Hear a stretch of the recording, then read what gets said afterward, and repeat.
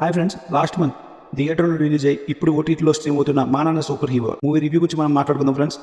ఇక ఈ మూవీ చూసినాక నా ఎక్స్పీరియన్స్ అయితే మాత్రం బాగుంది ఫ్రెండ్స్.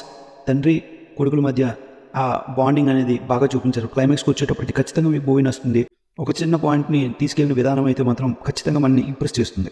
సుధీర్ బాబు గారి పెర్ఫార్మెన్స్, సిఆర్జీ సిండే యాక్టింగ్ మరియు ఉప్పిన సినిమాలో వాళ్ళ ఫాదర్ ఉంటారు కదా, ఆయన క్యారెక్టరైజేషన్ కూడా చాలా బాగుంది. సింపుల్ కంటెంట్, సింపుల్ స్టోరీ టెల్లింగ్ని చెప్పేటప్పుడు ఖచ్చితంగా యాక్టర్స్ పెర్ఫార్మెన్స్ అనేది మనల్ని ఇంప్రెస్ చేయాల్సి ఉంటుంది. ఈ మూవీలో కూడా అలాంటి మ్యాజిక్ జరిగిందని చెప్పుకోవచ్చు.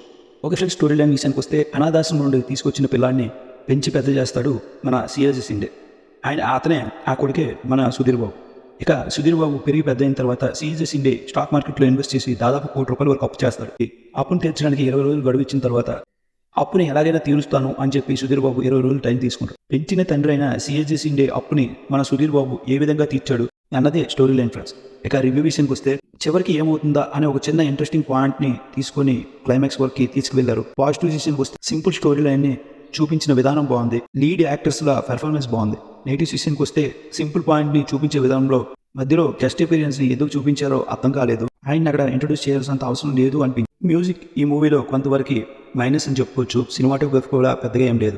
₹1 కోటి కోసం ఆయన వెళ్తున్న ప్రయాణంలో కొన్ని సీన్స్ కొంతవరకు ల్యాగ్ అనిపిస్తాయి. కొన్ని సీన్స్ బాగున్నప్పటికీ సుధీర్ బాబు ఆ డబ్బుని ఎలాగా దొంగతనం చేస్తాడు అనే పాయింట్ కోసం చాలా వరకు వెయిట్ చేయాలనిపించింది.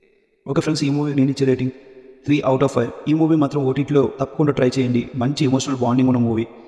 సెంటిమెంట్ కూడా వర్కౌట్ అయింది. ఓకే ఫ్రెండ్స్, మీరు కనుక నా రివ్యూ నచ్చినట్లయితే లైక్ చేయండి, షేర్ చేయండి, సబ్స్క్రైబ్ చేయండి. Thank you.